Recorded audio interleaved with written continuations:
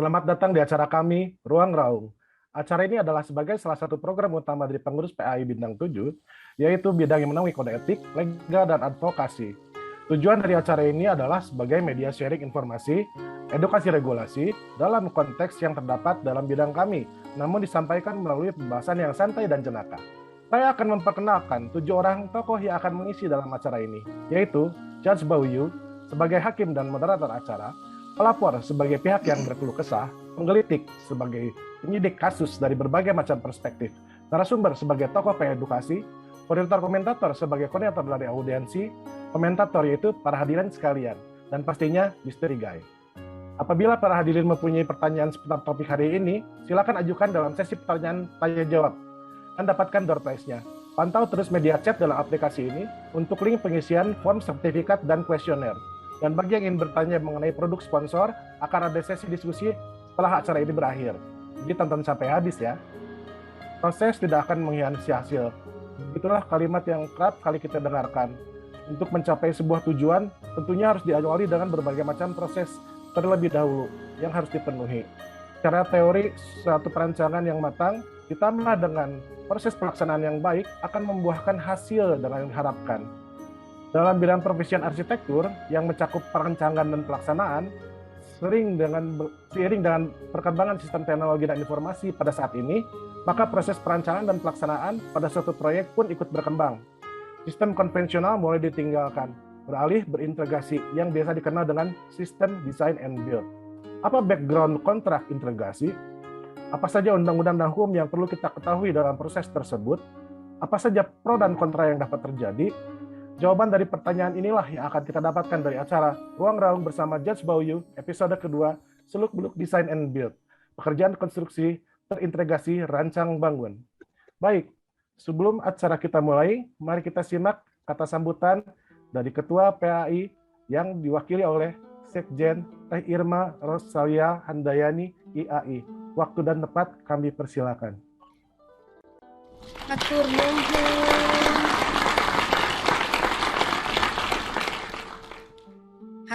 Hatur nuhun Kang Rai dari bidang 7. Terima kasih.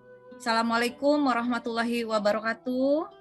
Waalaikumsalam. Selamat malam Bapak Ibu, Akang Teteh, adik-adik mahasiswa arsitektur ITENAS yang saya banggakan. Di suatu kesempatan yang sangat luar biasa pada malam hari ini, saya mengucapkan selamat kepada bidang 7 PAAI. Pada malam hari ini ada Ruang Raung episode kedua, luar biasa. Terima kasih Kang Mino, Teh Meli, Kang Rai, kemudian Teh Ija, terima kasih ya dari bidang 7. Saya mengucapkan terima kasih juga kepada Prodi Arsitektur ITENAS Bandung. Malam ini telah hadir Bapak Teki yang saya hormati atas dukungannya kepada PAI. Kemudian saya menghaturkan selamat datang, terima kasih kepada PLT IAI, Ikatan Arsitek Indonesia Jawa Barat, kepada Bapak Adrianto Santoso, selamat datang Pak.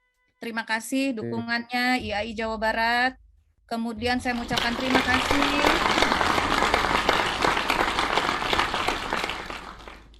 meriah sekali ya acaranya. Aduh, saya bangga sekali deh.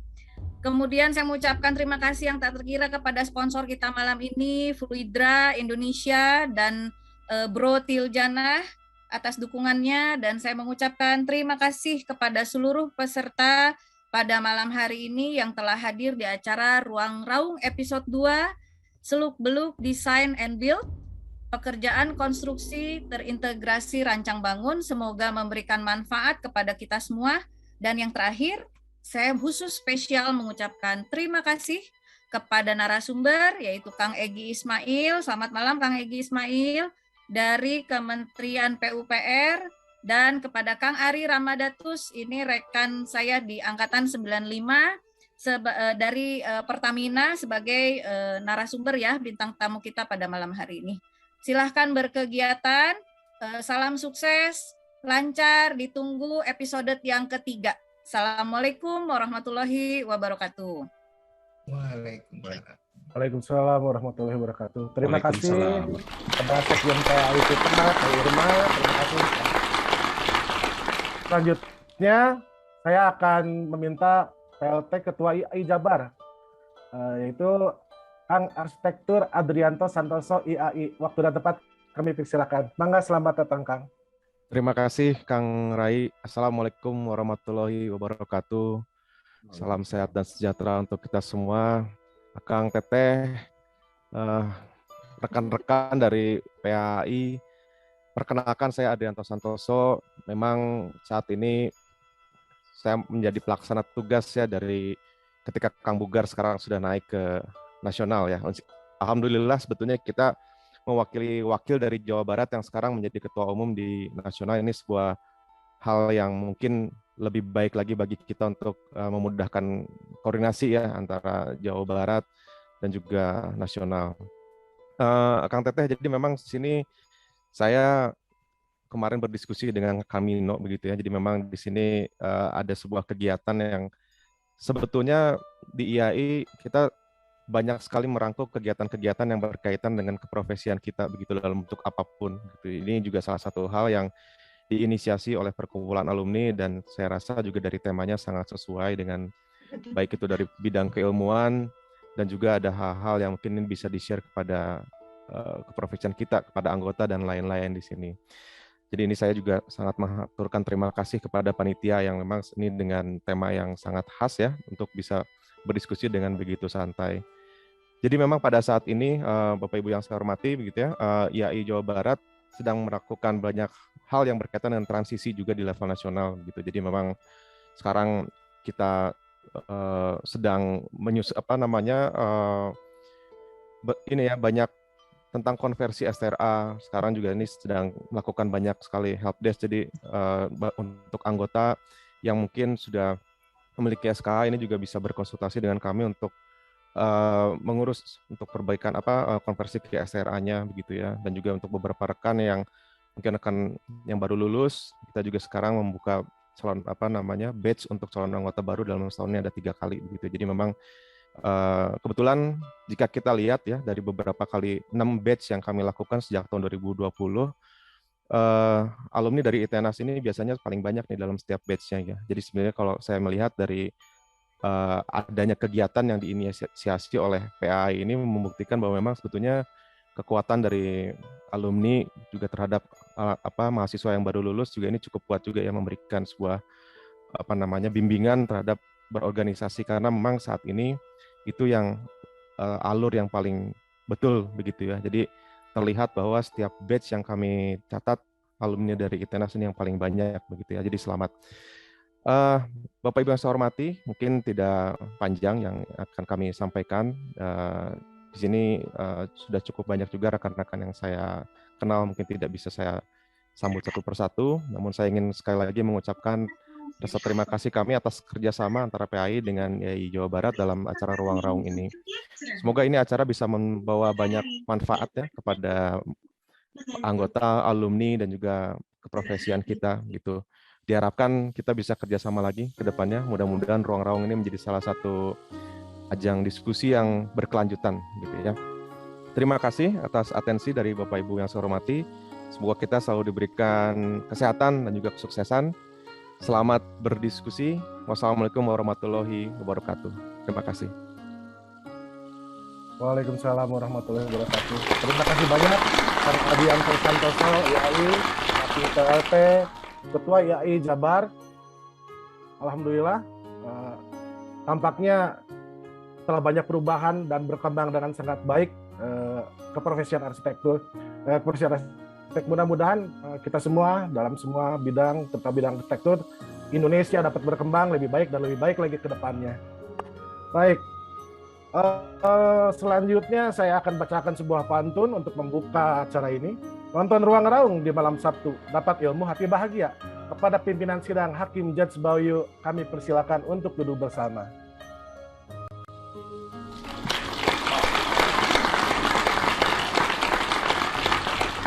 Selamat malam, Pak Hakim. Selamat malam. Selamat datang dalam persidangan kedua ini. Saya Judge Bayu masih membela kebenaran yang bijaksana, bijak ini, bijak situ. Melalui Palu Sakti ini, sidang saya buka. Memulai penyampaian bicara.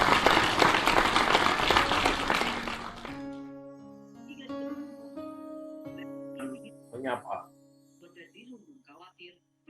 Malam ini. Salah satunya adalah pelapor yang kita sudah kenal, yang sangat cantik, rajin berkeluh kesah. Kita sambut Neng Dini Uzai. Selamat datang di persidangan kali ini. Ya. Terima kasih. Ya, selamat datang Neng Uzai, Neng Dini Uzai. Semoga sehat selalu semuanya. Dan kita akan memanggil lagi jaksa penggelitik kita yang asik mengkritik tanpa kotak kati. Kita panggil Kang Dwi dan Kang Rama. Selamat datang. Selamat malam. Selamat malam. Selamat malam. Rahmat sekarang semakin ganteng ya. Saya belum lihat ekspresinya Kang Dwi, mana? Jaksa penggelitik yang satu lagi. Oh, tambah putih kan ya. Ya. Juga saya menghadirkan narasumber yang merupakan Kepala Balai Pelaksanaan Penyediaan Perumahan Jawa II, Ditjen Perumahan Kementerian PUPR, Kang Egi. Panjang juga ya. Kang Egi, selamat datang. Selamat datang Kang Egi. Katur nuhun, sumpi sidang anu Maha Agung ya. Siap. Ya, semoga sehat selalu Kang Egi ya. Semoga Amin. PUPR akan semakin memberikan pelayanan kepada masyarakat Jawa Barat terutama. Dan yang Amin. terakhir saya sambut, terima kasih atas kedatangan Koordinator Komentator, seorang aset spesialis pada PT Pertamina Persero, Kang Ari, selamat datang. Selamat malam, Judge Bayu. Ini Kang Ari, tapi titelnya Kang Adri ya. Ya, selamat datang Kang Ari, semoga sehat selalu, semoga bisa menjadi salah satu pencerah juga di dalam sidang kali ini. Juga saya ucapkan terima kasih kepada tamu-tamu yang hadir, yang tidak bisa saya sebutkan satu persatu, terutama dari perwakilan dari IAI ya. Selamat datang malam ini. Semoga IAI semakin jaya dan bisa menjadi jembatan untuk PAI sehingga lebih maju lagi. Ya, kepada pelapor.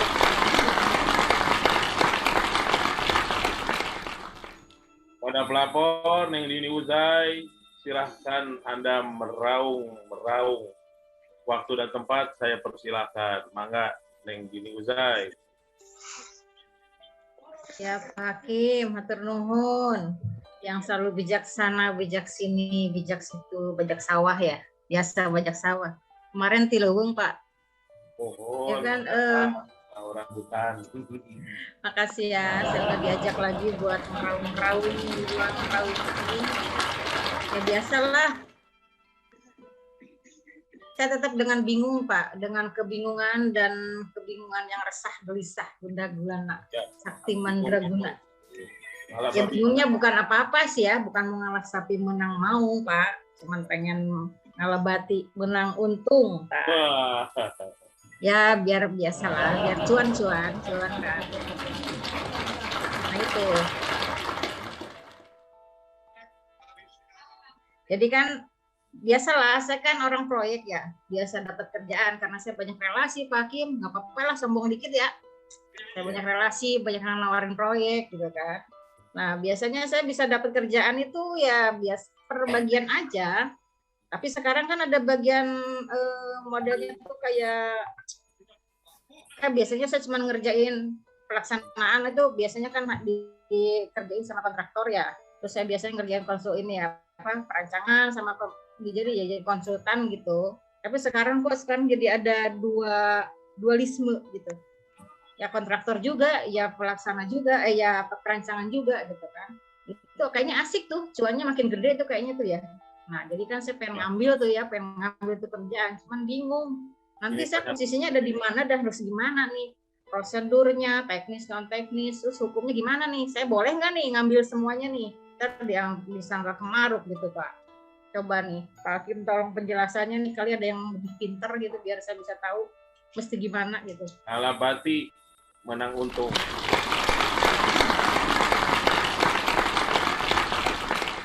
Terbitin gede ya tuannya ya. Ya, Tuan. Ya tenang. Kalau dulu itu bimbang. Ngalabeti menang Bambang. Sekarang bingung. Ngalabati menang untung. Nah, Kabita saya oke. Dah hakimah.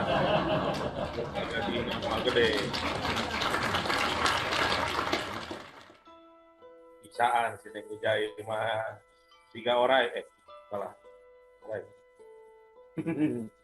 Perkenalkan, saya berpantun. Jalan-jalan ke kota Garut, pulangnya beli jaket kulit. Jadi saya mah tidak bisa beli di Garut karena tidak ada yang cukup dan sempit. Kasihan wajah pelapor meni mengkerut-kerut, bingung mikirin desain and build. Sepertinya akan ada tanggapan daripada penggelitik nih. Tapi tunggu dulu. Apakah kami mampu menyelesaikan masalah ini dan risalah ini? Jangan kemana-mana. Tetap di Ruang Raung bersama George Bayu. Ya.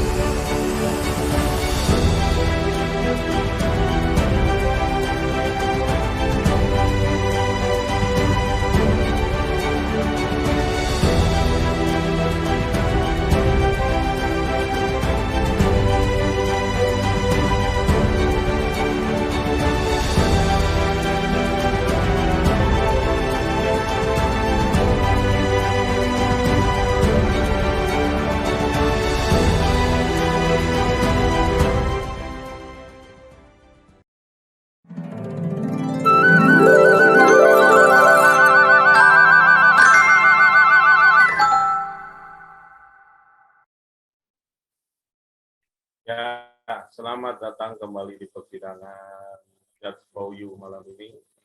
Ya, kita sudah mendengarkan pemaparan tadi dari Neng Jini Uzai. Bahwasannya beliau punya keluh kesah. Dari dulu keluh kesah aja. Itu kodratnya seorang wanita seperti itu ya. Kalau bapak-bapak harus sering Kadinya lompat nah Pak Hakim. Oh, mohon. Hapunten. Abdi nembe uwi ti leuweung. Ya, baik. Tadi kita sudah mendengarkan pelapor seperti apa keluh kesahnya. Bagaimana pendapat dari para penggelitik? Saya persilahkan Kang Dwi, mangga waktu dan tempat. Atur nuhun. Piraning nuki magampang. Wahai pelapor, bukankah Anda ini seorang lulusan arsitektur? Arsitek lain, masa usuran urusan desain and build, we bingung. Bahasa Jerman mah ngerakeun, malu-maluin alma mater. Yang ini mah gampang, biar saya jawab semua keresahan Anda melalui sebuah pantun ya. Nonton bola pakai sendal jepit. Belain MU yang kalah melulu. Kalau Anda bertanya soal desain and build, mohon maaf, saya juga kurang begitu tahu. Sugan bener atuh baru didangukeun. Jaksa Rama, kumaha Jakram? Yo, mangga Jaksa Baru Rama. didangukeun, didengerin ya. Sugan Jadi bener. ya, Sugate betul itu teh Jaksa. Punten. Teh ya. Aduh. Mendingan kata saya mah gini nih. Sungguh itu pantun yang menguras air mata, pedihnya sampai ke hati. Buat penggemar MU tapi ya, kalau buat Liverpool mah senangnya sampai ke ubun-ubun itu malah. Saya kecil. Penuh penyesalan. Kalau saya mau ngasih pantun tuh seperti ini, Kang Wi. Ikan, kumaha. Tukang somai teriak mendesah. Teriak tapi mendesak. Gimana ya? Somai. Sinkron. Somai, gitu kali ya. Nah, Somai tapi somai mendesak. somai Kapeun tapi juga. Ya. ITM. Kentongan dagang masuk ke celana. Eta kentongan atau naon lu masuk ke celana? Kentongan kulit. Sudah jangan meresah. Saya sudah tahu apa maksud Anda, Teh Dini. Mungkin maksud pelapor ini ingin menjalankan keseluruhan proyek dari hulu ke hilir. Dari hulu ke hilir, betul ya? Betul. Jadi dia yang rancang, dia yang revisi, dia yang jadi mandor, dia yang jadi tukang, dia yang ngawas, dia yang ngasih upah, dia yang nerima upah, dia juga yang nerima kuncinya. Pegawai sorangan eta mah Itu Kang jadi proyek ngeliti. seperti zaman Orde Baru, dari kita untuk kita oleh kita mungkin Teh. Gimana Teh? Tercapai kan desain and build-nya? Tapi cuannya kan gede Pak Penyelidik, Pak Jaksa. Kan pengen juga tuh. Biar bisa semua untungnya buat sendiri. Asik tuh. Resikonya cuan gede, risiko gede. Ngomongin cuan mau langges-langges. Kurang. Iya. Terima kasih. Kabitanya Pak Hakim ge hoyong cuannya. Mau bagi-bagi. Milari cuan itu teh. Sudah, terima Cuan kasih. becuan. Terima kasih, benar-benar membantu sekali ya. Jaksa penggelitik teh. Lain mereka ada yang kalah pusing saya nage mana kudu ditanggapi sama saya teh. Semoga ini pelapor tidak pusing nih. Saya juga terharu. Tengarti saya apa namanya kode diomongkan tadi teh. Nah, supaya saya jadi tambah bingung dan tambah liar ya, mending kita hadirkan narasumber kita.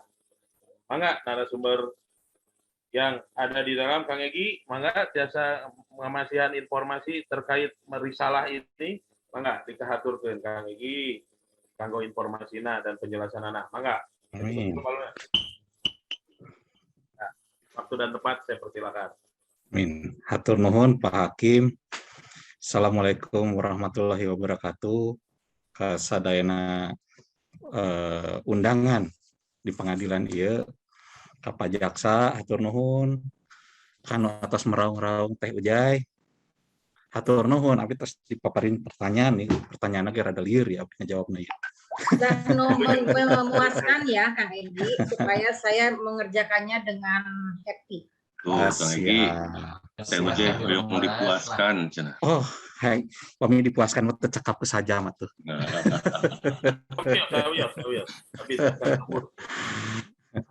Ya semuanya tadi nyari ke milarian cuan ya, abdi mah ku cuan kieu non cekap lah gitu. Oke, mungkin Mangga Kang Egi. ya siap. Nuhun punten tiasa ditayangkeun Share screen. Punten Pak Hakim, abdi paparin waktu sabar alami. Enggak, waktu dan tempat saya kasih keluasan. Nggak lama-lama juga ya. Ya lain. Ya, lah, Kang. Ringkas, tepat, dan tepat sasaran terutama. Ya, Informatif. siap. Hatur nuhun waktosna Pak Hakim. Ya, mungkin saya yakin di sini bukan orang Sunda Hungkul semua, jadi punten saya pakai bahasa Indonesia. Setuju. Wilujeng Sumping, selamat datang para hadirin sekalian.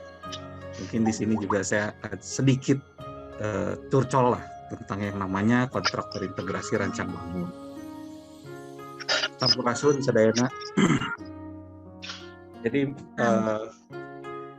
inilah yang melandasi sebetulnya aturan-aturan yang melandasi adanya kontrak terintegrasi atau design and build.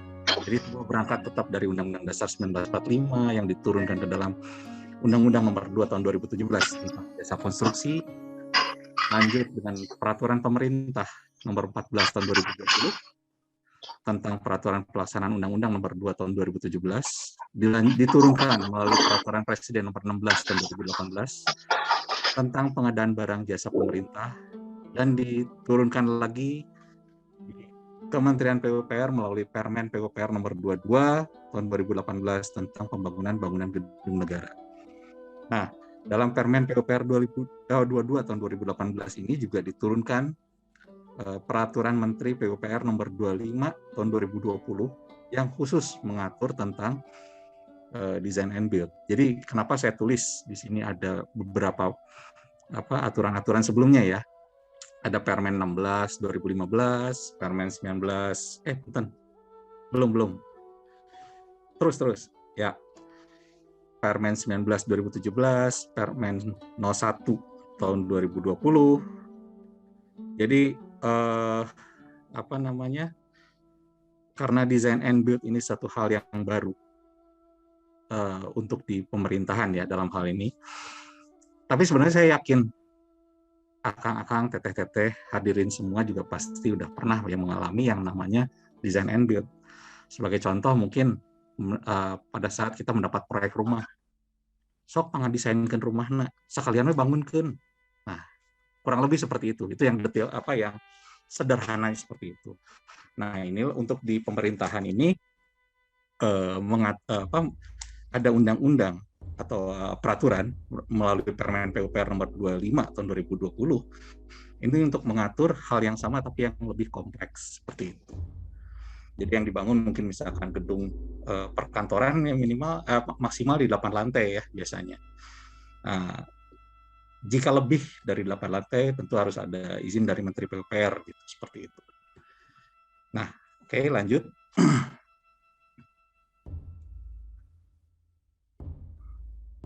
Oke, nah ini mungkin saya cerita sedikit kenapa ada kontrak terintegrasi ya.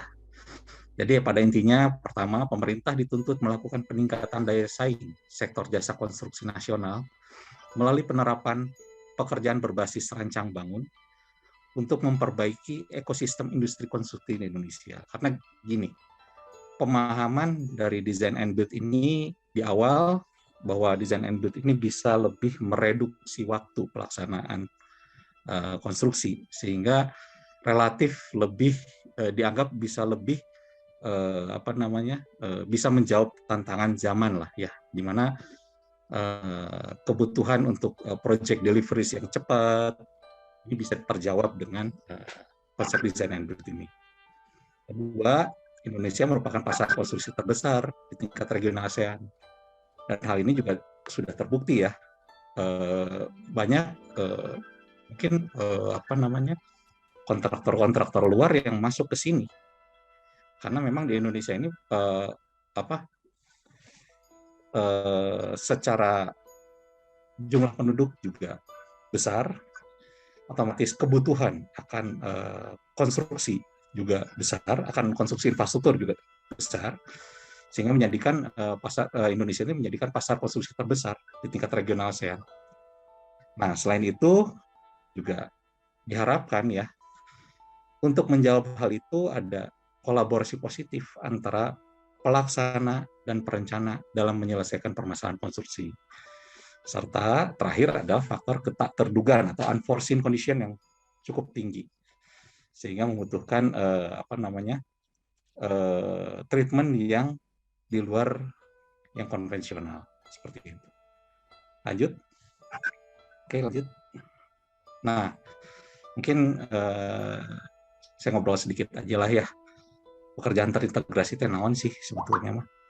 Jadi pekerjaan terintegrasi itu adalah rancang bangun yang menjadi satu kesatuan tanggung jawab antara perancangan dan pelaksanaan konstruksi. Itu. Jadi selama ini pemerintah hanya mengenal yang konvensional ya, desain dilakukan oleh konsultan, konstruksi dilakukan oleh kontraktor. Nah, dengan adanya kontrak terintegrasi, sebuah badan yang dia merancang sekaligus melaksanakan. Nah, itu apa namanya? Secara aturan sebetulnya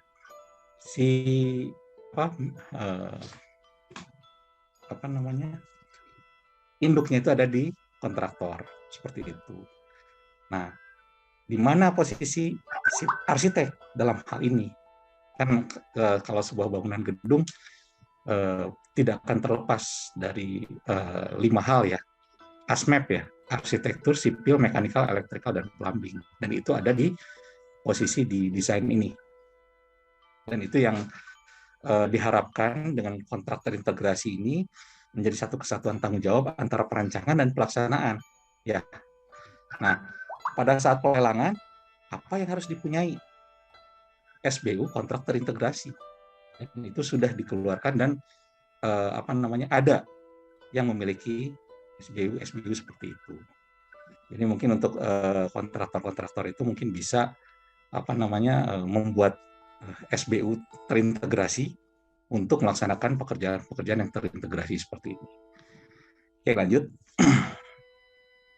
Nah, ini mungkin komparasi timeline secara timeline ya antara kontrak design and build dengan kontrak konvensional. Jadi mungkin pada saat awal ini si pengguna jasa itu membuat sebuah basic design dan ketentuan pengguna jasa yang akhirnya nanti akan digunakan sebagai dasar untuk program penganggaran. Nah, dari program penganggaran inilah si pekerjaan ini akan dilelangkan di sini, dan inilah inti dari design and build. Jadi pada saat di awal si perencana membuat prarencana, sambil perencana membuat prarencana, si kontraktor itu bisa sambil siap-siap di lapangan. Bisa masang pagar dulu, bisa bikin penyelidikan tanah dulu, sambil ngurus perizinan, sambil nyusun estimasi biaya dari pradesain itu. Jadi nanti di sini ritmenya tuh berputar terus ya antara pradesain, pengembangan rancangan, rencana detail. Terus untuk pekerjaan yang lain-lainnya juga sama. Pradesainnya seperti apa, pengembangan rancangan seperti apa, dan rencana detail seperti apa, dan dilaksanakan seperti itu. Jadi kurang lebih seperti ini timeline-nya.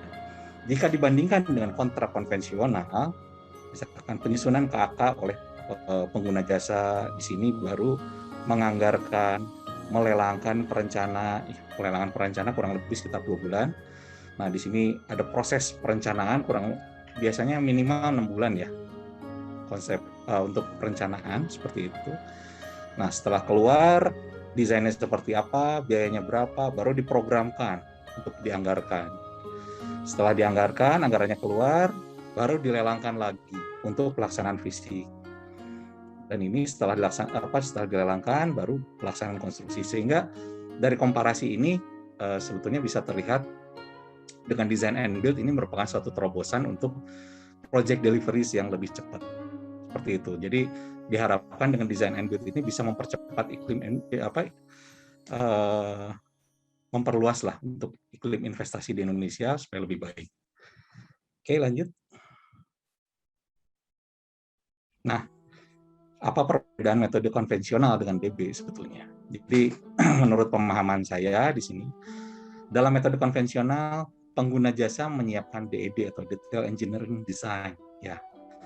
Sedangkan dalam design and build, pengguna jasa menyiapkan desain dan ketentuan pengguna jasa seperti itu. Misalkan saya pengen sebuah ruangan yang suhunya 25 derajat dengan pencahayaan kurang lebih sekitar 150 lumens, misalkan seperti itu saja, hanya itu saja.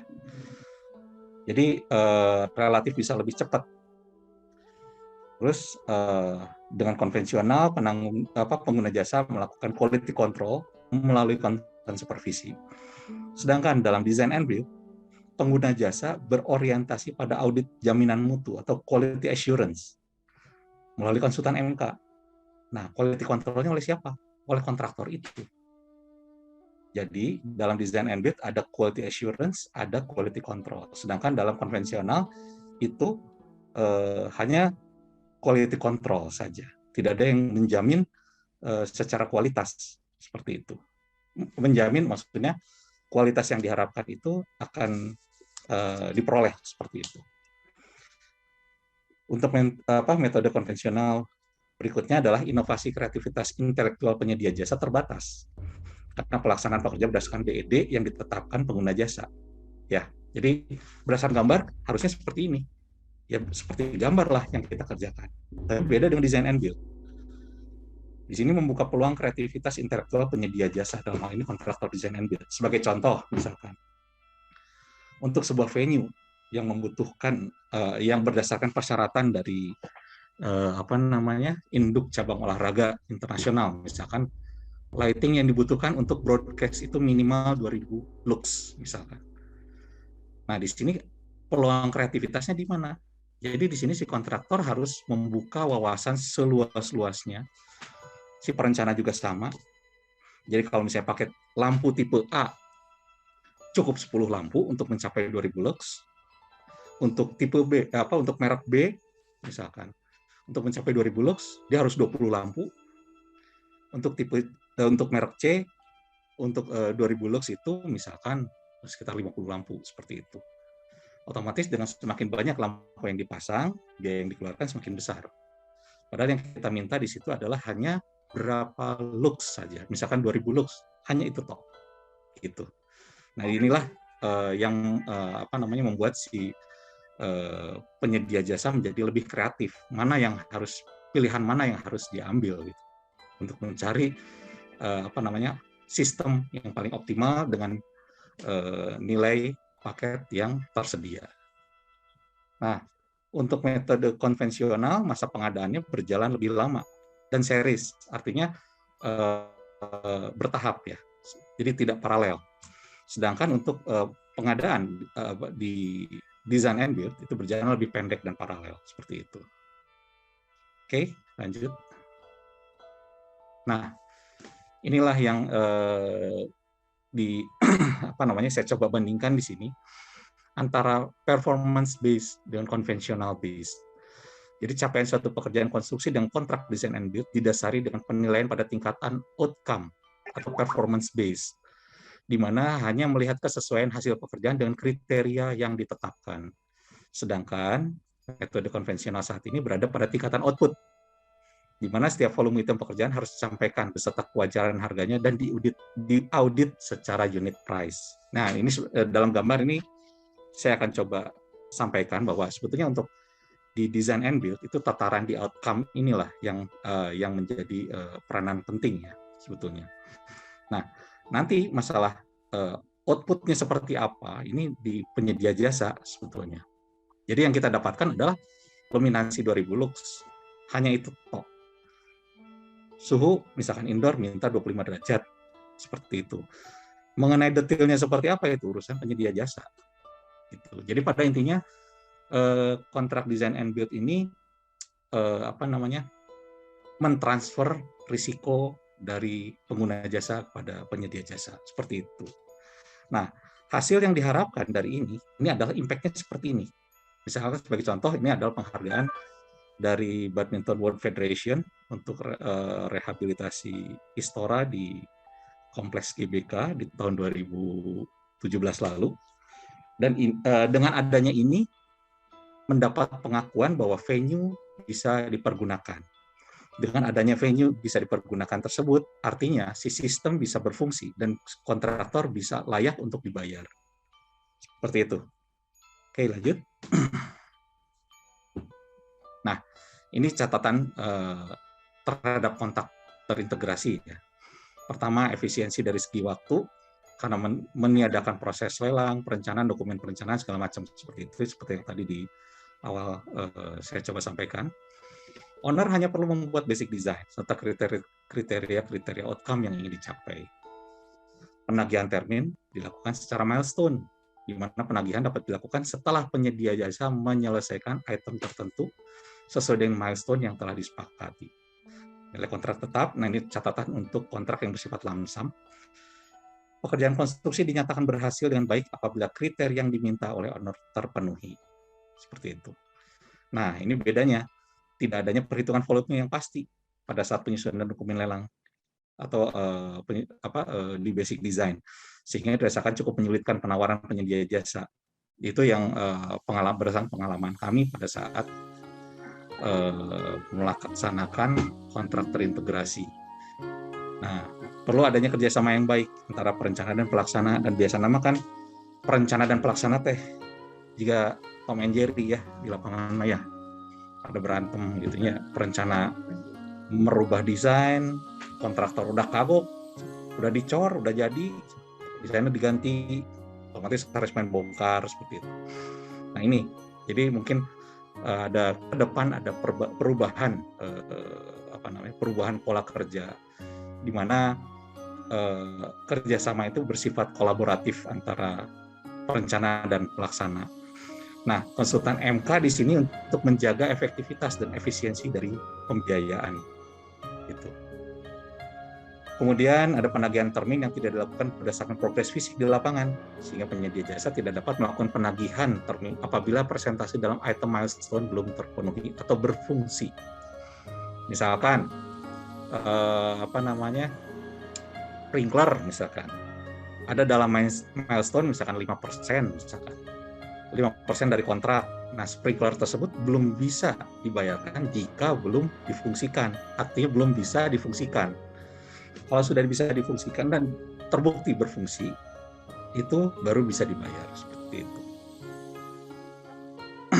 Terus terakhir, perhitungan RAB hanya dilakukan secara internal di penyedia jasa.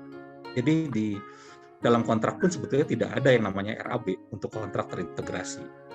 Dan ini yang dielaborasi di pihak penyedia jasa antara konsultan perencana dan kontraktor, serta didiskusikan dengan MK seperti itu.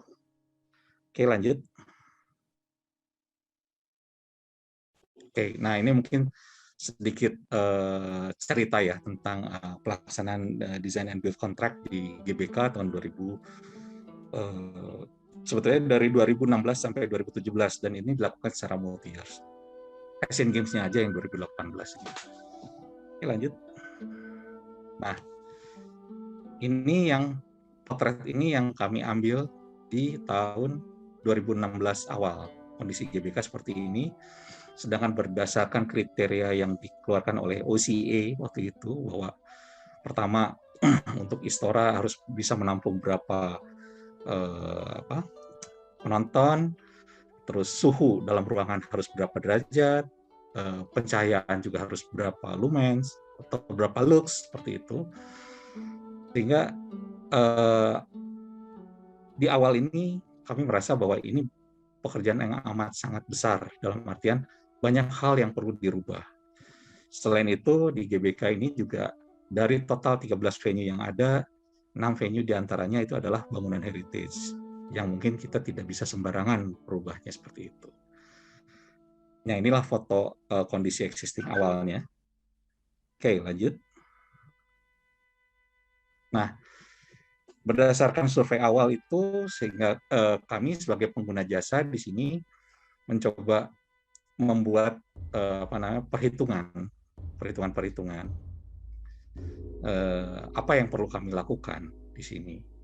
Nah, kami dibantu oleh beberapa tim arsitek IAI dan tim bridging di sini dalam melakukan perhitungan awal ya, untuk membuat basic design dan ketentuan pengguna jasa, sehingga didapatlah 8 kontrak 8 paket kontrak design and build yang terdiri atas stadion utama, training facility, aquatic, hoki panahan sepak bola, Istora, tenis indoor dan outdoor, serta yang ketujuh tuh Stadion Madya, softball, baseball, dan basket. Dan terakhir adalah pembangunan gedung parkir bertingkat dan coffee house GBK. Lanjut. Nah, untuk menjamin kualitas pekerjaan konstruksi yang sesuai dengan kebutuhan Asian Games, maka disusun basic design, seperti yang tadi saya ceritakan di awal, yang dibantu teman-teman arsitek IAI dan tim bridging yang bertugas untuk membuat konsep desain serta menetapkan kriteria bangunan yang diharapkan. Perhitungan HPS dilakukan dengan menggunakan HSBGN dan ditambahkan dengan perkiraan biaya komponen non-standar yang berkaitan dengan pemenuhan kriteria dalam tingkatan outcome, kebutuhan penyelenggaraan Asian Games ya, diantaranya seperti tingkat luminansi sesuai dengan kebutuhan broadcast, pertandingan atau latihan, misalkan seperti stadion utama. Stadion utama untuk kebutuhan broadcast karena dia akan digunakan sebagai tempat untuk pembukaan dan penutupan, sehingga di situ perlu semacam lighting yang mumpuni, sehingga di situ dirancanglah standar lighting sebesar 3.500 lux untuk broadcast internasional seperti itu, dan itu merupakan persyaratan standar dari OCA seperti itu. Selain itu ada tingkatan kelas arena pertandingan atau field of play, tingkat penghawaan ruangan yang mendukung pertandingan, yang mendukung pertandingan, serta ada misalkan kriteria standar mengenai kecepatan evakuasi penonton, pemenuhan standar struktur bangunan gedung, dan lain-lain. Dan kriteria tersebut disampaikan dalam bentuk ketentuan pengguna jasa berupa basic design yang dilengkapi outline spec, milestone untuk diajukan di tahap pelelangan. Oke, lanjut. Nah, dari kontrak 8 kontrak design and build itu, ini yang dicapai di 2018 ya. Jadi seperti misalkan Istora digunakan untuk beberapa venue, dan ada ada fungsi-fungsi tambahan yang digunakan sebagai pendukung untuk Asian Games seperti itu. Akuatik juga begitu, tenis indoor juga sama, dan stadion utama juga seperti ini. Oke, lanjut. Oke, demikian yang bisa saya sampaikan untuk sesi kali ini. Terima kasih. Namun sebelum ditutup, mungkin ada pantun sekedik, Pak Hakim, punten. Proses janganlah disepelekan, ikuti alur secara bijak. Jangan ragu mengikuti peraturan demi kepentingan rakyat banyak. Hatur nuhun Pak Hakim, mungkin demikian.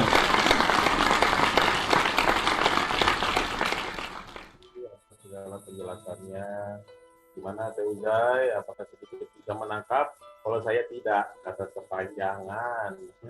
Puntennya lalu sepuh ya nanti. Ya. Urusan umur ya sama. Oh, tarik umurnya. Perkawinan eta upami Lola teh, Lola loading lama.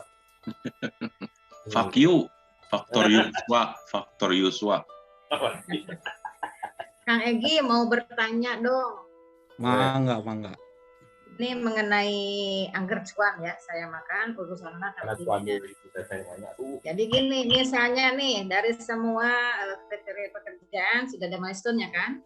Iya. Misalnya pada saat sudah terjadi pembayaran ya, karena milestone sudah tercapai. Kayak tadi mungkin sprinkler contohnya. Tapi pada saat berikutnya si sprinkler macet, ngadat gitunya. Sehingga akhirnya harus terjadi perubahan dan lain-lain. Nah, itu kan pembiayaan bagaimana, dan kan sudah terbayar ya. Pembiayaannya itu jadi tanggung jawab siapa? Apa masih pelaksana? Jadi akhirnya rugi dong kita gitu ya. Nah, itu kedah kumaha tah. Oke, mangga. Pada diwalar langsung antar kumaha? Pak Hakim. Pak Jaksa kumaha? Atau bios ku abdi dijelaskeun. Oh, sok mangga tuh. Ada ulah kemana-mana lu lompatan. Yang peneliti kalau sok sesat, ada. Sok tersesat. Mangga dilajeng Kang Egi dijelas dulu. Siap. Mungkin gini, Teh Ujai. Oh, punten Ci Ujainya ini. Enten gini, karena itu di awal sudah disampaikan bahwa yang namanya design and build adalah mentransfer risiko pengguna jasa kepada penyedia jasa. Jadi pengguna jasa di sini hanya tahu bahwa item yang dibangun itu berfungsi dengan baik. Ya, kalau tidak berfungsi, ya tidak berhak untuk dibayar sebetulnya. Tapi karena di awal sudah berfungsi, baru dibayar. Dan kemudian di tengah jalan macet. Nah, jika melihat apa yang disampaikan sebelumnya, tanggung jawab ini masih berada di tanggung jawab kontraktor. Karena setelah kontrak, ini juga ada masa pemeliharaan. Ya, seperti itu. Jadi itu Ci Ujai, Punten. Siap. Berarti dari sisi penjualan dana, sisi penjualan pemeliharaan udah termasuk ya. Mungkin ada margin dan lain-lain gitu ya kayak gini. Udah beja-beja eta mah nanti kita bicara lah ya kan. Siap. Japri aja Japri nanti kami bicara. Japri siap. Siap. Pembagian Umu Wima mau. Inbox. Hatur nuhun Kang Egi. Siap, sami-sami Ci Ujai. Boleh kasih masukan? Boleh. Tambahan. Oh, selamat datang Teh Dian. Iya mah. Ulah kitu ieu euy. Iya, kenging nambihan Kang Egi. Mangga Teh Dian, mangga. Mohon yang tadi disebutkan oleh Teh Ujai mungkin juga semuanya udah tahu sih. Tapi kalau kita tidak dibayar itu berarti masa si kontraktor masa pemeliharaan yang 100 hari itu sudah lewat gitu. Nah berarti itu tanggung jawab, kalau masih dalam waktu itu masih tanggung jawab kontraktor. Di luar itu sudah bukan lagi, jadi sudah si pemilik aja gitu. Jadi 100 hari. Nah kalau lebih dari itu betul nah Kang Egi. Kalau lebih dari 100 hari terjadilah kendala, walaupun itu belum terpakai secara umum ya, dipublish gitu kan. Tapi pada saat berkala, nah di 100 hari satu gitu ya, 100 hari satu, rusaklah misalnya gitu, atau ada kendala, nah itu gimana Kak? Kan ada handover Teh Ujai. Kan sudah ada project completion.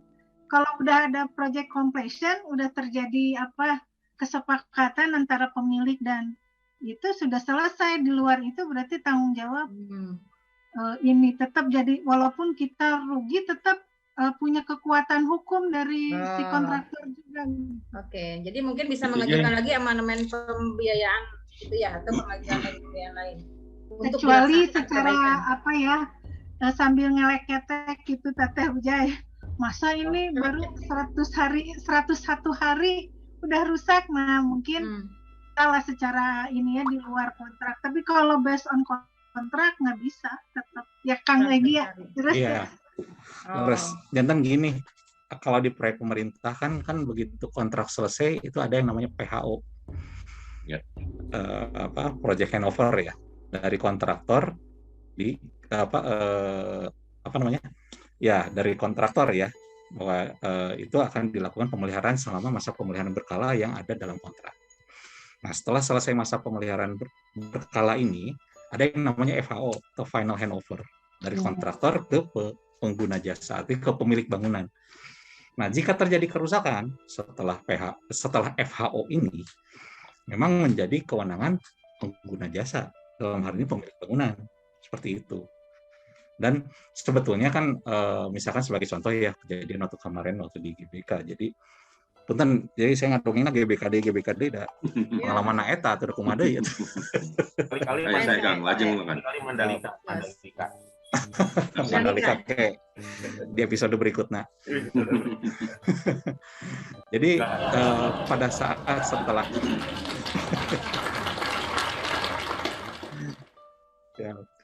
jadi setelah proyek selesai, kita segera lakukan serah terima aset, karena aset tersebut nanti akan difungsikan.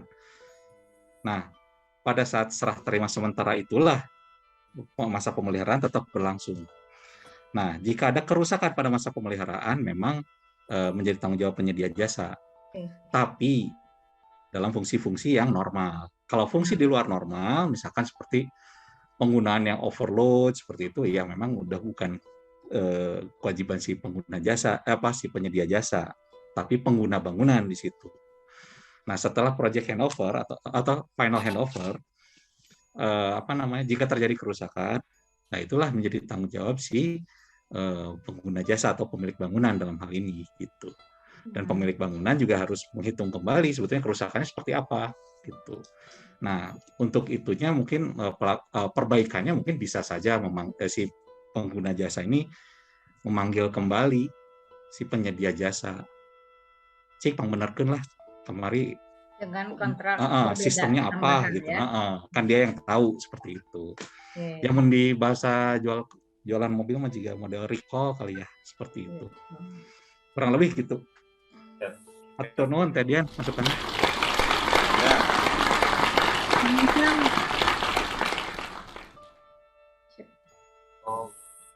Kayaknya seru banget pembicaraannya, jadi semakin membuka wawasan kita semua ya, walaupun sedikitnya saya tidak ngerti juga. Ngerti keneh wae. Nembe sumping dari biasa. Welcome to the jungle.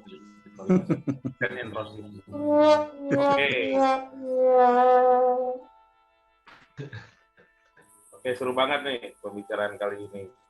Daripada episode yang sebelumnya, ini lebih bertambah menambah wawasan. Satu lagi Kang Egi boleh? Mangga. Gua juga nggak apa-apa. Naras teh senes bergantian.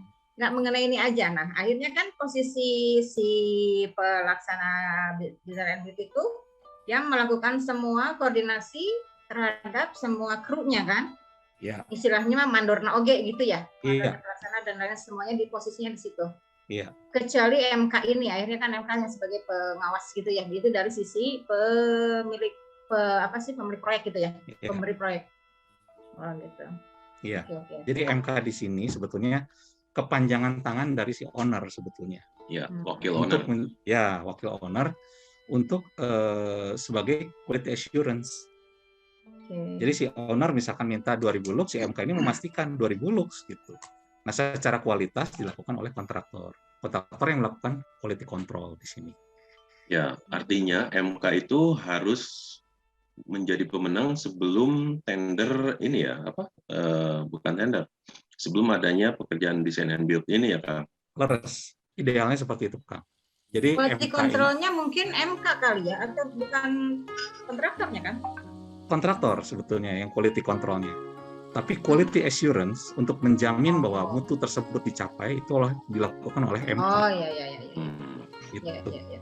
Jadi misalkan kontraktor mah dia mengecek barangnya terpasang dengan baik apa tidak, berfungsi apa tidak. Tapi supaya barang itu bisa terpasang dengan baik, proses pengadaannya seperti apa itu dikawal oleh MK.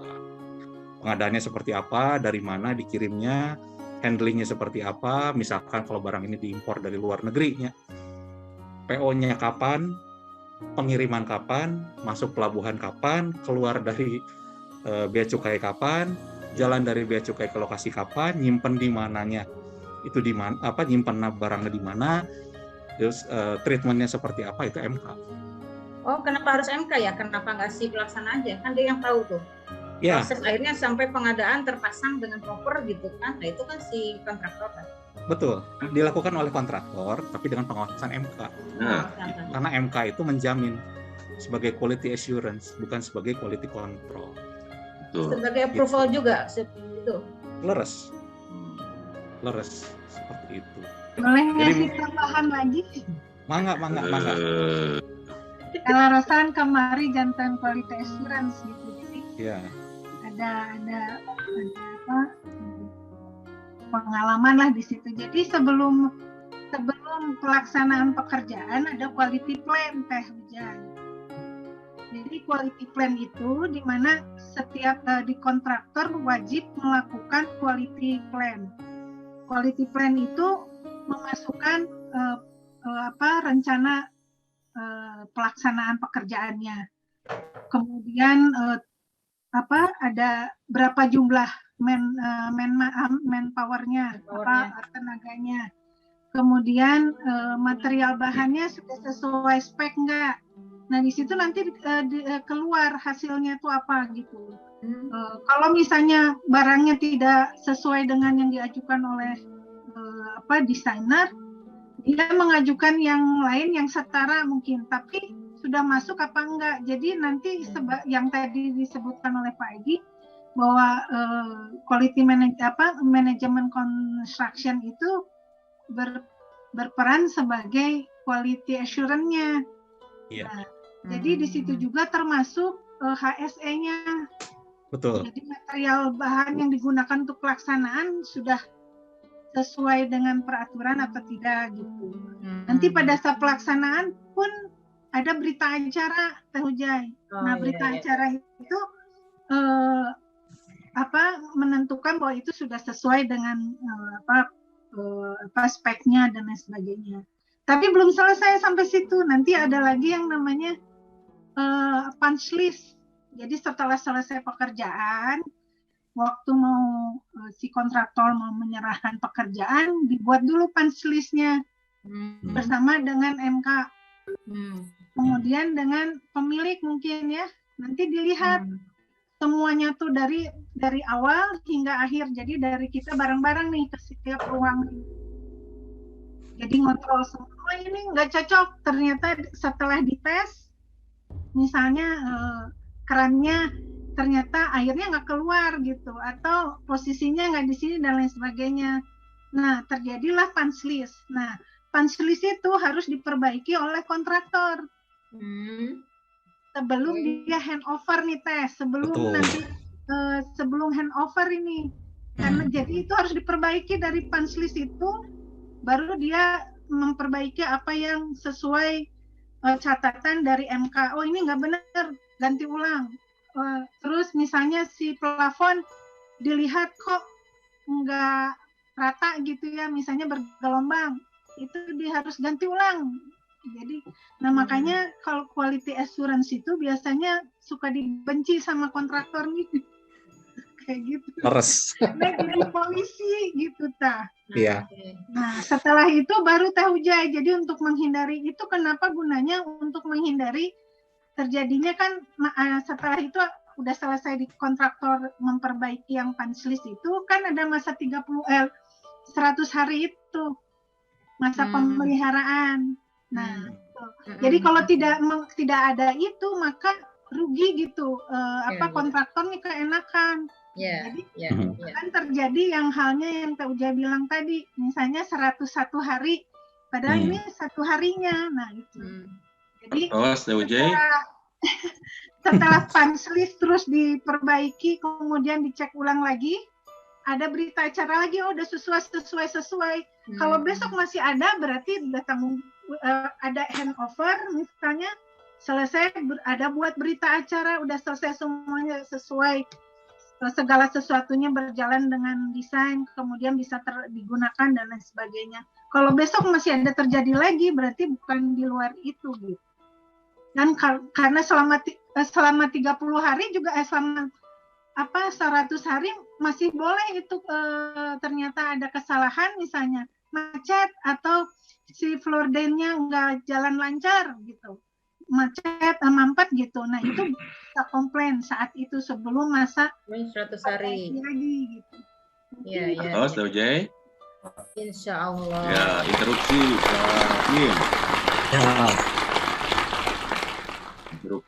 Interupsi Pak Kim. Di kolom chat sudah ada beberapa penanya, mungkin bisa dijawab satu-satu atau bagaimana? Ada sesinya, sabar, tenang. Nanti dikasih satu persatu jawabannya dari narasumber terutama. Terima kasih Teh Dian sudah memberikan tanggapan.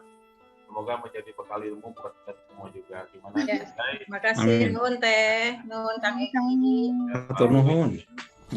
Ya, nampaknya sekali. Ya, tampaknya seru sekali perbincangan sidang kali ini ya. Selanjutnya saya akan meminta komentator untuk bertanya, tapi sebelumnya nih, sabar. Ada yang mau lewat sebentar lagi, jangan kemana-mana, tetap di Ruang Raung bersama George Bauyu.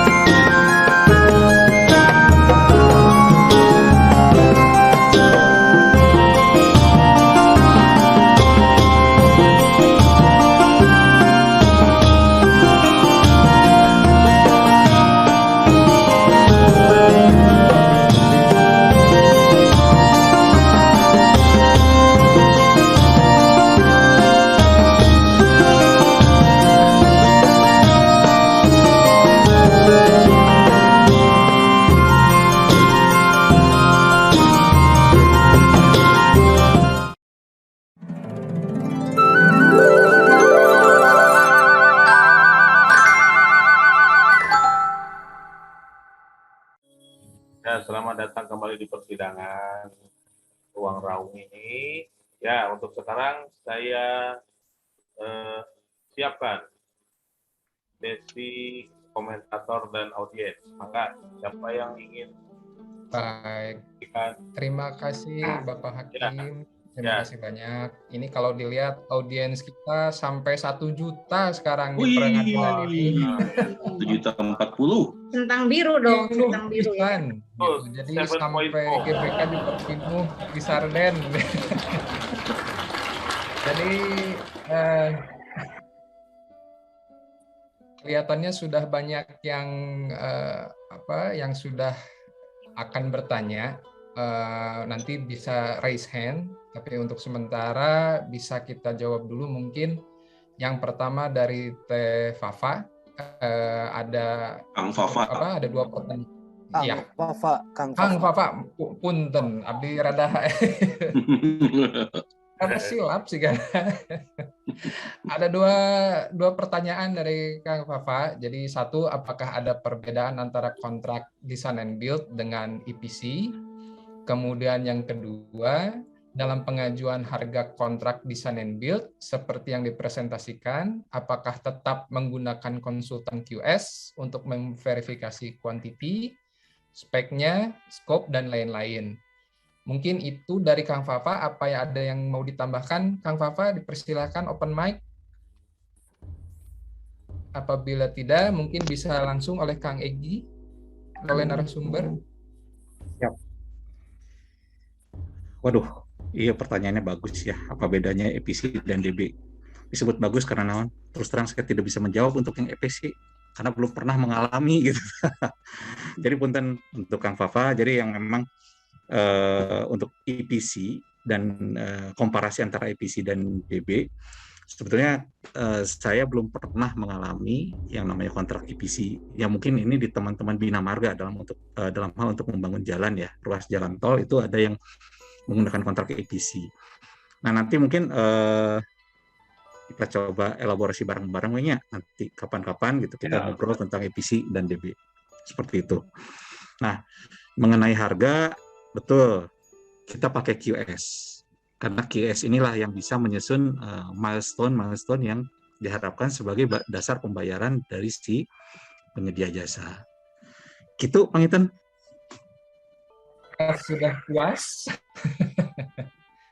Fafa bisa open mic. Kalau tidak mungkin saya beralih. Sementara cekap.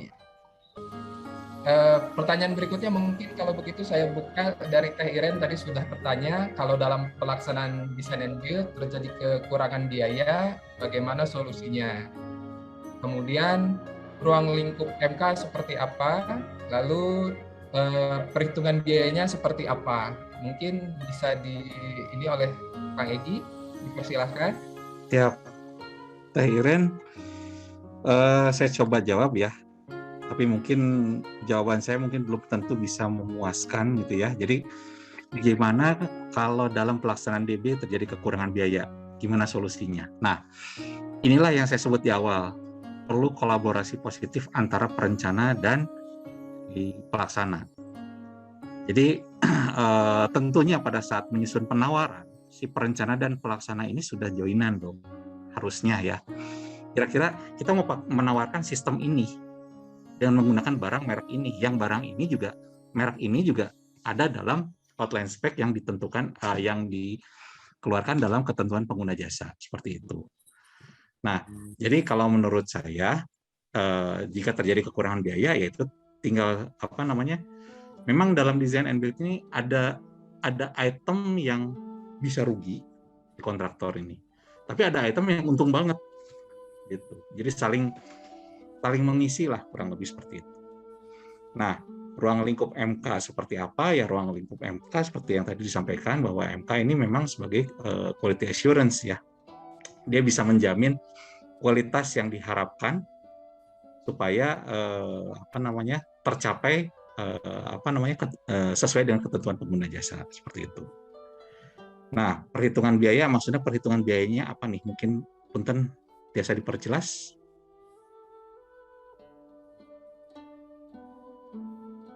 Maksudnya mungkin kalau boleh saya ini Kang Egi, perhitungan biaya di antara perancangan atau hasil konstruksi dengan budget di awal mungkin Kang Egi. Oke. Jadi gini, kalau dalam proyek pemerintah sebetulnya ada yang namanya analisis kebutuhan biaya, dan analisis kebutuhan biaya ini hitungannya sangat global. Jadi itu ada dalam Permen 22 2018. Jadi di belakang tuh ada tabel kan ya dari Permen 22 itu. Jadi tabel ini sebagai perbandingan antara nilai fisik, nilai perencanaan, nilai MK, manajemen konstruksi, dan nilai pengelolaan proyek. Jadi dalam proyek pemerintah untuk pembangunan gedung ya, itu sebenarnya sudah dibagi menjadi 4 komponen sebetulnya seperti itu. Dan itu ada perhitungan biayanya ada di situ. Jadi misalkan menggunakan HSBGN setempat ya. Misalkan bangunan dibangun di Jakarta, itu pakai HSBGN DKI. Nah, tapi jadi permasalahan nih, karena DKI sejak 2013 ya, Kang Ari, punten koreksi, tidak mengeluarkan lagi HSBGN. Betul, Kang Egi. Nah, itu jadi butuh eskalasi lah. Dan eskalasi ini juga kalau saya lihat mungkin perbandingannya dengan harga-harga pasar seperti itu. Kurang lebih seperti itu. Jadi nanti mungkin ini untuk proses analisis itu sendiri, ini sebetulnya materinya cukup panjang dan sebetulnya perlu sesi khusus lah, atau ntar ngobrol-ngobrol lah kurang lebih untuk mengetahui di perhitungan pembiayaan untuk pembangunan gedung negara itu seperti apa. Kita ngobrol lah, Teh Iren ya. Oke. Izin menambahkan mungkin Kang Egi, Pak Hakim, kalau misalnya kami di BUMN, tidak di pemerintahan secara langsung, tapi di badan usaha milik negara, ada istilahnya rasionalisasi biaya. Nah, itu juga seperti yang Kang Egi bilang, akan butuh sesi tersendiri dan khusus yang kelihatannya di luar dari topik kita sekarang. Nah, untuk selanjutnya mungkin pertanyaan berikut. Ya. Tadi ada Kang Gedi tadi barangkali bisa di. Oh iya, siap. Silakan Kang yang sudah open mic tadi, silakan dipersilahkan Kang. Maka langsung aja ke Kang Panji. Iya, langsung ke Kang Panji aja. Kang Panji silakan. Boleh. Maka. Terima kasih Kang. Ini saya tuh kan di Cipta Karya Kang, tugasnya. Cipta Karya DKI itu baru terbentuk ya. Karena memang sebelumnya kita di bawah Dinas PU Kang. Cuma memang ada beberapa yang sepertinya sih permasalahan desain and build nih kita baru akan mau coba gitu Kang. Kira-kira ini untuk desain and build ini risiko yang paling dominan apa Kang? Berdasarkan mutu waktu dan biaya itu biasanya dalam pembangunan gedung negara itu yang paling risiko yang paling dominan kan biasanya perencanaan dan pelaksanaan fisik itu harus di dalam satu kerja. Proyek manajernya sendiri malah justru tanda petik ya kurang capable lah gitu dibilangnya. Nah itu kira-kira untuk menyikapinya gimana Kang Egi? Jadi karena Cipta Karya ini kan baru di Jakarta ya. Kalau tadi Kang Egi sempat menyinggung HSBG itu sebenarnya di Jakarta tuh sudah ada e-budgeting Kang, open for public gitu ya, bisa diakses semua gitu, tinggal kita akses ke website. Ada satuannya sudah keluar Kang. Nah itu kira-kira gitu Kang, udah bisa nangkap Kang ya? Risiko yang paling dominan apa Kang? Kalau pengalaman sih gitu Kang. Siap. Nuhun Kang. Oke, hatur nuhun Kang Panji. Punten Pak Hakim, Pak Jaksa, Kesa Diwaler.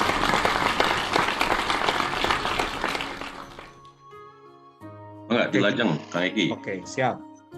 Jadi gini Kang Panji, memang sebetulnya yang namanya proyek mah sebetulnya ya setiap proyek itu tidak akan sama. Artinya risiko terbesar mungkin ini Kang.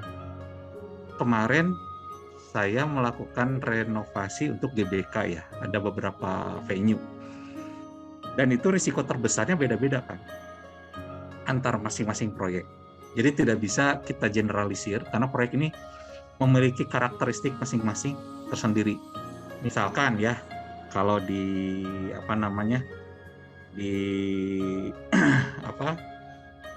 venue akuatik ya.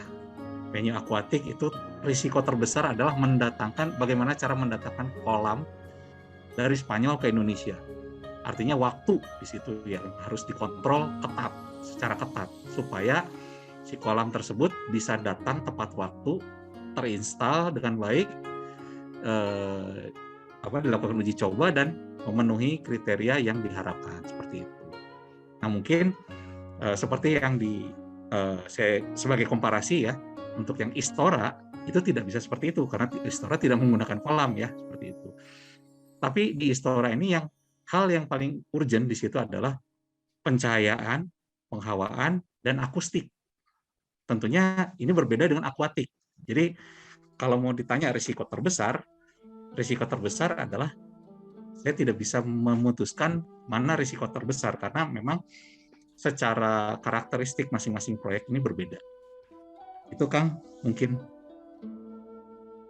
Ya, izin menambahkan mungkin Kang Egy, Kang Kang Panji.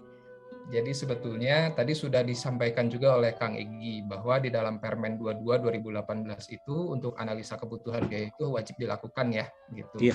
Biasanya itu dilakukan oleh owner. Kalau kebetulan saya di pihak owner biasanya atau di pihak user. Nah, mungkin resiko yang terbesar itu tidak bisa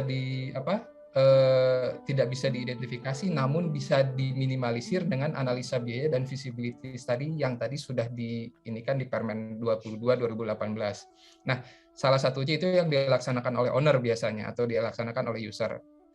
Bisa ada SWOT-nya dan lain-lain analisanya. Berbagai macam model analisa bisnis bisa dilakukan ketika kita membuat pengadaan terutama untuk design and build. Jadi sebetulnya sih mengenai risiko terbesar tadi adalah pemenuhan dari konsep desain yang sudah dilakukan oleh owner atau user gitu. Di situ sudah terdapat analisa biayanya. Jadi tadi betul yang tadi Kang Panji sudah sebutkan bahwa Jakarta sudah punya e-budgeting gitu. Cuman biasanya itu lebih ke arah material ya. Itu bisa dipakai sebagai base dasar atau base datanya. Ya, itu mungkin yang bisa saya sampaikan sedikit. Silakan Kang Panji.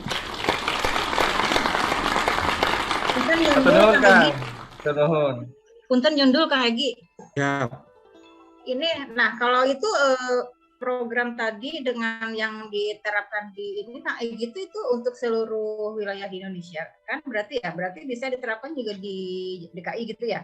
Nah mengenai budgeting itu apalagi itu maksudnya terintegrasi juga dengan milestone itu gimana kan itu sudah terbuka berarti untuk umum publik ya. Saya tak kumata perhitungannya tuh Kang Egy punten. Ya.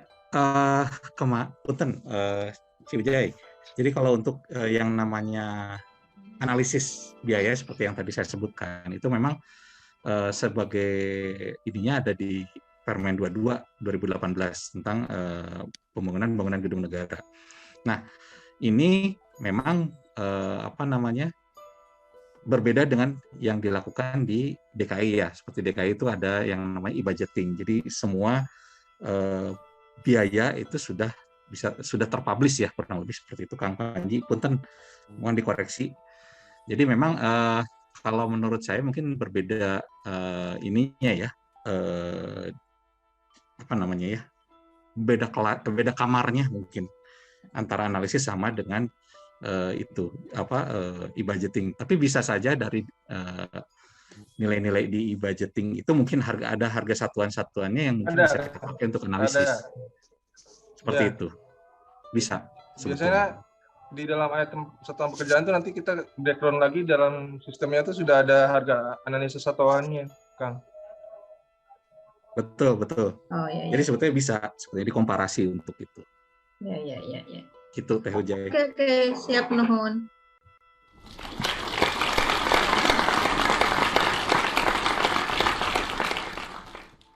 Baik, pertanyaan selanjutnya Mohon izin Pak Hakim. Yap. Iya, untuk pertanyaan selanjutnya dari sebentar. Dari Kang Ivan sama Teh Seli ya katanya. Jadi bagaimana dengan SLF bangunannya? Menjadi tanggung jawab kontraktor terintegrasi juga kah atau konsultan SLF? Karena baru sesuai PP, SLF dimulai sejak PBG keluar dan proses awal pembangunan. Bagaimana, Kang Egi? Mohon ditanggapi. Ya, jadi memang sebetulnya SLF ini, makanya tadi di paparan ada pada saat penyusunan kebutuhan biaya itu termasuk dengan perizinannya. Jadi SLF ini sebetulnya menjadi kewajiban si kontraktor, walaupun nanti pada prinsipnya, pada pelaksanaannya, si kontraktor ini meminta konsultan SLF untuk memproses ini. Kurang lebih seperti itu, dan biaya SLF itu sebetulnya harus sudah diinclude-kan atau dimasukkan ke dalam anggarannya, seperti itu. Itu, Kang. Baik. Terima kasih, Kang Egi. Dari Kang ini dan Teh Seli, apakah sudah terpuaskan? Nuhun, Gi. Kang Ivan? Ya. Yo, Nun. Nuhun, Yo. Siap. Selanjutnya mungkin dari Pak Teki ini katanya, karena perencana dan kontraktor berada dalam satu tim, apakah proses pemilihan material bolehkah dilakukan factory visit yang dilakukan oleh owner atas biaya tim terintegrasi? Nah, mangga meureun Kang Egi. Ya, betul.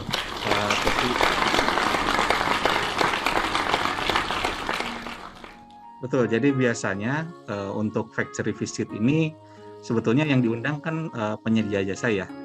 Kontraktor di sini mengarrange dan mengajak owner sebetulnya untuk memastikan barang yang dipilih itu sesuai dengan kriteria yang ditetapkan oleh owner, seperti itu. Dan di situ juga pada saat factory visit itu bisa dilihat secara kualitas, kemampuan pabrik untuk memproduksi material tersebut, dan kapan target produksi dan pengirimannya seperti apa, seperti itu. Jadi pada saat factory visit ini sebetulnya banyak informasi yang diterima si owner untuk meyakinkan apa yang dikerjakan kontraktor ini bisa sesuai tepat BMW lah, tepat biaya mutu dan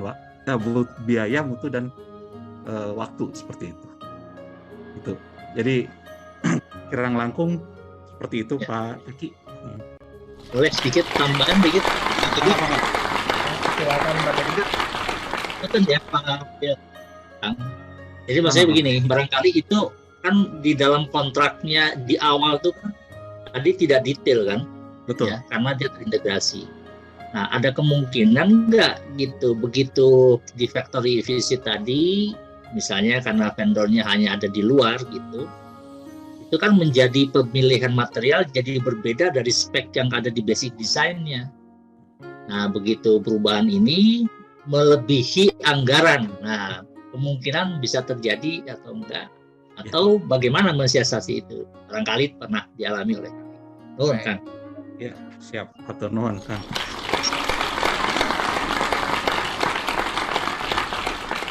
Baik, Kang Egi, bariku saya. Nah, mangga orang bagian atau? Mungkin sudah ke teknis kalau yang ini gitu, teknis pelaksanaan.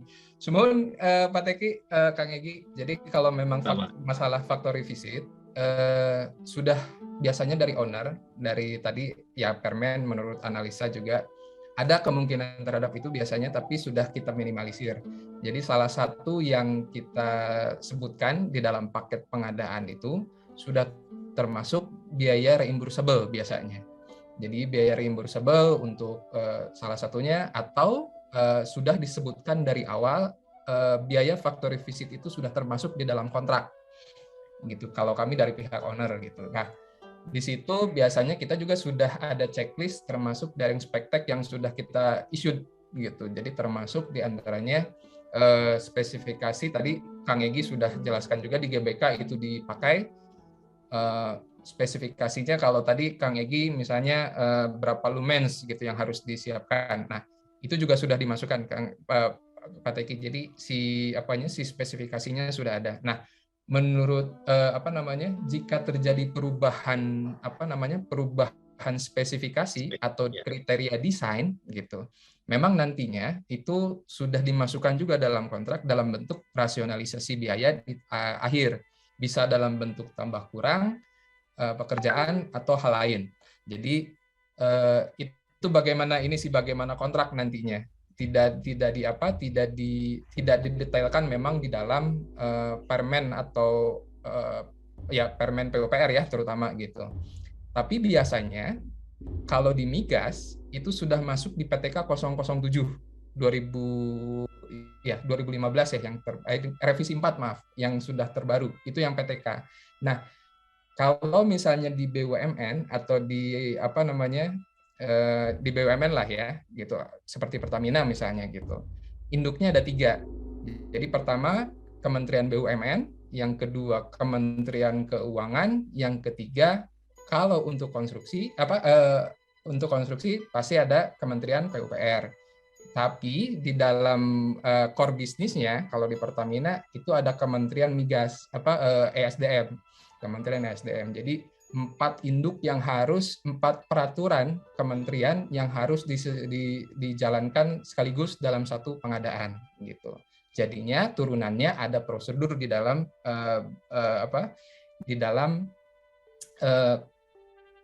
BUMN ya gitu, di dalam badan usaha milik negara itu ada peraturan, ada prosedurnya.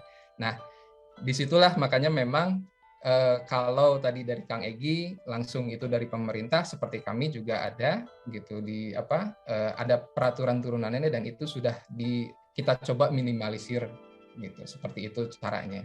Itu mungkin kalau dari segi teknisnya. Ya, sip. Boleh Thank you. tambahan. Ari punten nyundul boleh sedikit. Mangga Teh Ujai. Itu tadi kalau dari sisi pengajuan biaya kan di awal ya sudah sesuai dengan apa yang ditetapkan gitu kan. Nah, jadi dari sisi tadi pengajuan biaya kan udah sesuai ya dengan aturan gitu kan, dan sudah sepakati di awal. Tahunya pada saat pelaksanaan dan memang pada saat pencarian material dan lain-lain ada kelebihan biaya yang memang itu menjadi tanggung jawab si kontraktor kan. Apakah ada buffer biaya dari si pemberi proyek itu berapa persenkah gitu untuk mengatasi itu gitu kan, karena memang ini ternyata si barang tuh ternyata yang ada sesuai itu ternyata lebih tinggi gitu. Nah, itu ada nggak Kang? Itu kalau penambahan biaya terusnya kalau izin Pak Hakim untuk langsung menanggapi dari Teh Ujai. Jadi memang kalau langsung penambahan biaya biasanya tidak karena tadi yang Kang Egy juga sudah sampaikan, sifat kontrak dari design and build itu lump sum. Jadi memang tidak ada penambahan biaya. Cara penyiasatannya memang dari pekerjaan tambah kurang biasanya. Tambah kurang atau ada rasionalisasi biaya nanti di akhir gitu. Di akhir masa kontrak ya gitu. Oke. Ya itu maksudnya rasionalisasi biaya. Jadi supaya ya tenang juga ya sebelah sana kalau ternyata ada hal yang tidak diinginkan ya di luar perkiraan. Iya. Kang Panji, ya, yang tadi untuk tambah kurang itu masih berlaku nggak Kang, yang 10% itu Kang dari nilai kontraknya? Kelebihan kekurangan, jadi penambahannya tidak boleh lebih dari 10% itu masih berlaku nggak Kang? Untuk di desain and build? Masih berlaku. Jadi 10% ya maksimum ya Kang ya? Masih berlaku, cuman tetap nantinya itu diatur di dalam kontrak. Amandemen gitu ya, jadi di amandemen kontraknya ya? Bisa dari amandemen atau memang sudah disebutkan di awal kontrak gitu. Dan itu perhitungannya di akhir gitu kali? Iya, rasionalisasinya di akhir Teh. Pak Hakim, kumaha? Kang Ari, ada pertanyaan lagi nih dari siapa? Kang Raja ya? Raja. Oh, siap. Ya, ini dari Kang Raja katanya. Ya, ini dari Kang Raja katanya Pak Hakim, katanya apakah metode design and build bisa diaplikasikan pada klasifikasi bangunan sederhana sesuai Permen PUPR 22 tahun 2018 atau hanya berlaku untuk kualifikasi bangunan khusus dan tidak sederhana? Dan jenis kontraknya apakah konvensional atau kontrak khusus design and build? Boleh kalau gitu mungkin saya coba jabarkan mungkin ya gitu. Kalau dari pasal 4 ini sepengetahuan saya gitu, memang design and build ini untuk dua pekerjaan, kualifikasi pekerjaan ya gitu. Jadi pertama pekerjaan yang kompleks, yang kedua itu pekerjaan tertentu. Kalau pekerjaan kompleks itu salah satunya ya, atau mungkin beberapa kualifikasinya, yang pertama memerlukan teknologi tinggi, yang kedua mempunyai resiko tinggi, yang ketiga harus menggunakan peralatan yang didesain khusus gitu. Dan yang tadi untuk yang pekerjaan tertentunya itu misalnya pekerjaan yang mendesak untuk segera dimanfaatkan. Nah, ini mungkin salah satu contoh kasus yang bisa saya sampaikan karena saya dan tim di sini juga ada Kang Mindo. Kita berdua yang buat bukan buat sih sebetulnya, kita yang mengawasi Rumah Sakit Modular COVID Tanjung Duren di Jakarta.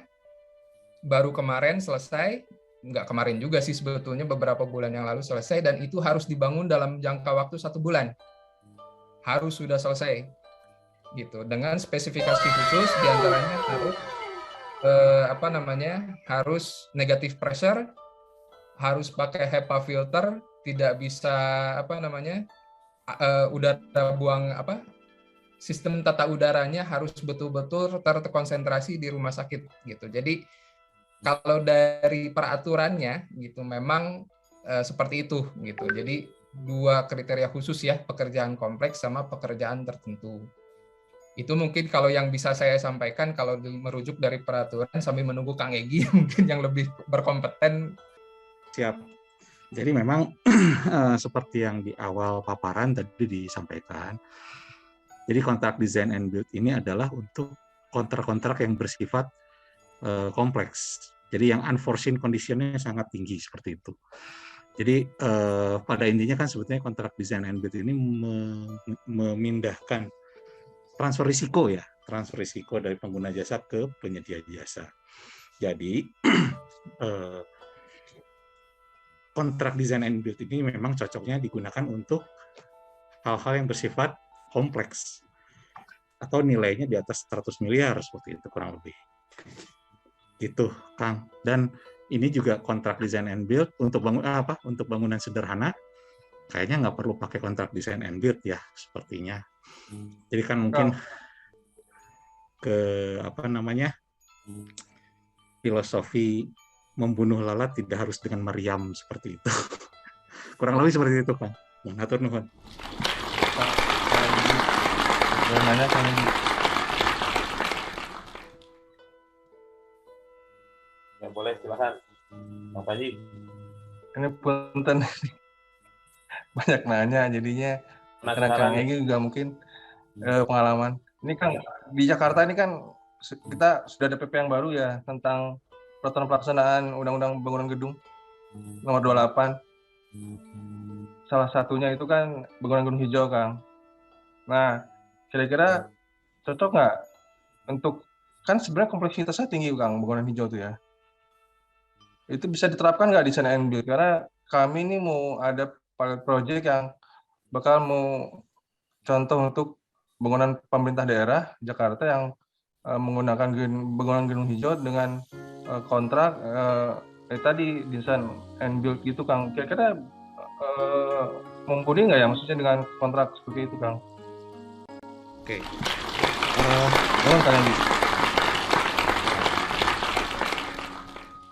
Jadi mungkin kontrak design and build itu sebetulnya bisa untuk bangunan gedung hijau itu sebetulnya bisa.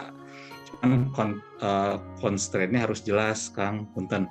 Jadi misalkan gini, untuk bangunan gedung hijau sebetulnya bisa dilaksanakan dengan kontrak konvensional pun bisa sebetulnya. Sebagai contoh, gedung Kementerian PUPR di Jalan Patimura nomor 20 itu dilakukan dengan kontrak konvensional seperti itu, Kang.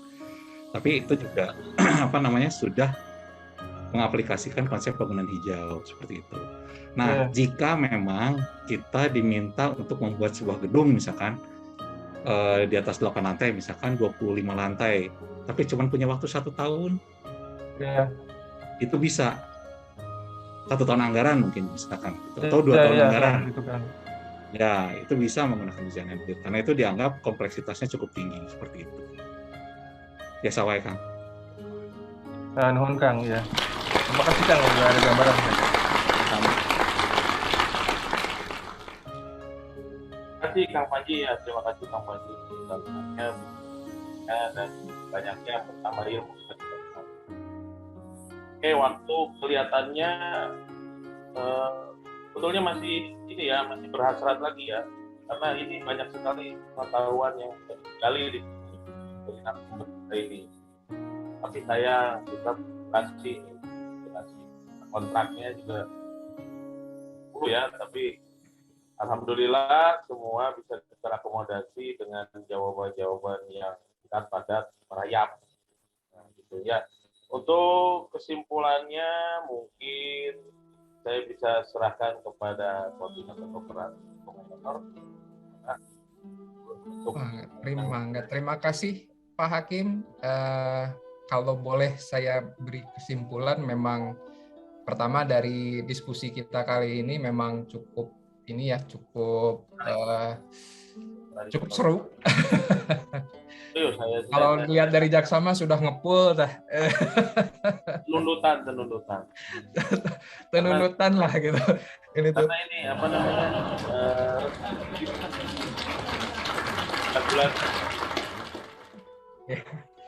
Nah, kalau iya betul Pak Hakim. Jadi memang kalau dari diskusi ini sangat mencerahkan ya gitu. Terutama tadi pertanyaan-pertanyaan yang sangat menusuk, striker mah gitu.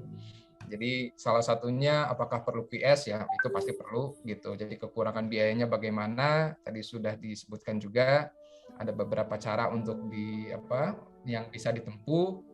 Kemudian bagaimana mengenai analisa kebutuhan biaya sudah disampaikan secara jelas juga oleh Kang Egi. Kemudian resiko-resikonya gitu sudah disampaikan juga. Kemudian seperti analisa dan lain-lain, bagaimana secara teknis untuk factory visit dan lain-lain juga sudah disampaikan. Kalau boleh saya menutup mungkin sesi komentar ini dengan pantun Pak Hakim gitu. Silakan. Ya, jadi arsitek itu memang berkarir naik, siang malam mencari nafkah. Marilah kita berproses dengan cara yang baik, biar terpetik hasil yang barokah. Nah,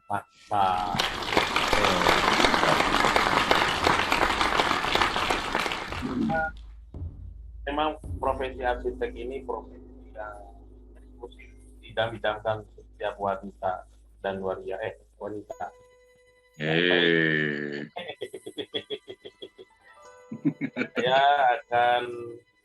Saya rasa semoga semuanya sudah terpuaskan, terutama